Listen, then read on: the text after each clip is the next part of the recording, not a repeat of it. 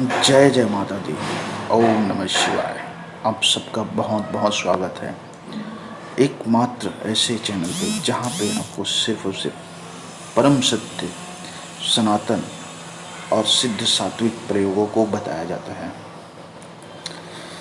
अगर इस पूरे ब्रह्मांड को अगर आप देखेंगे तो बहुत बारीकी से देखने के बाद यह समझ में आएगा कि इसका जो मालिक है, अर्थात ये हवा, ये धरती, ये ग्रह, नक्षत्र, आकाश, यहाँ तक कि आपकी सांसें, जिसकी मर्जी से चल रहा है, उसका एक मालिक है संपूर्ण ब्रह्मांड का, जिसे हम सत्पुरुष कहें, शिव कहें या फिर कुछ भी रूप में आप समझें।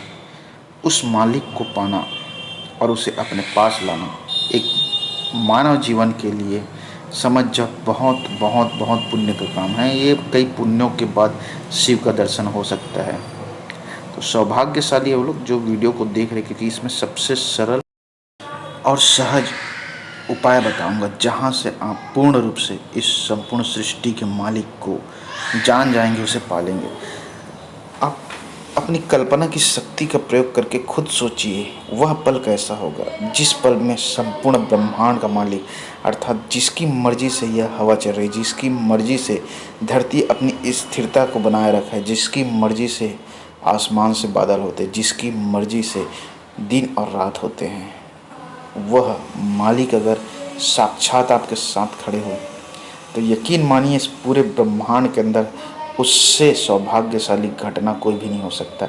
और उस मालिक सतपुरुष शिव से मिलना, समझ लीजिए, कई अरबों जन्मों के पुण्य से भी बड़ा है। वह साक्षात जो संपूर्ण सृष्टि का मालिक, उसे आप पालोगे, उस तक आपकी पहुंच बन जाएगी। पहुंच बनने का अर्थ यही है कि जब कोई व्यक्ति किसी चीज़ में सिद्धि प्राप्त कर लेता है, अर्थात आप इसे सांसारिक जीवन में समझे तो यूँ समझ लीजिए, जब कोई बच्चा क्रिकेट खेलता है तो उसमें खेलते खेलते एक महारत सिद्धि आ जाती है कि वह क्रिकेट में इस तरह सिद्धहस्त हो जाता है कि वह बैट और बॉल से अपनी मर्जी से खेलना शुरू कर देता है। बिल्कुल, ये तो उदाहरण है।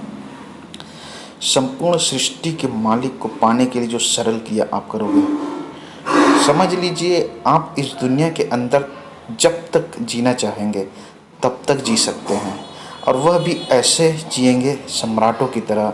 जो चाहे वह होगा, जैसा चाहे वैसा जीना होगा, जिस तरह से चीज़ों को चाहोगे उस तरह से होगा। यहाँ पे आपको पूर्ण रूप से बंधन से मुक्त कर देगा। प्रकृति जो है अपनी बंधन आपके ऊपर से हटा देगा। ना ही आपके ऊपर मृत्यु का कोई दबाव होगा। यमराज तो आपको लेने के लिए आएगा नहीं, सिर्फ पूछेगा अगर आप जाना चाहते हो तो चलो, और नहीं तो अगर रुकना है तो रुकिए और समय ज़िंदगी का और आनंद इंजॉय लीजिए। और अगर आप समझ गए कि शिव को पा लिए और उसे जान लिए, उस रहस्य को, तो इस पंच महाभूत के बंधन से भी परे हो जाओगे। अर्थात अगर आप चाहोगे तो इस दुनिया में आना है तब आओगे, नहीं आना है तो पूर्ण रूप से शिव में विलीन हो जाओगे। और यह परम शिव को पाने का अद्भुत रहस्य जो है वह यह है कि शिव को समर्पित हो जाइए, बस।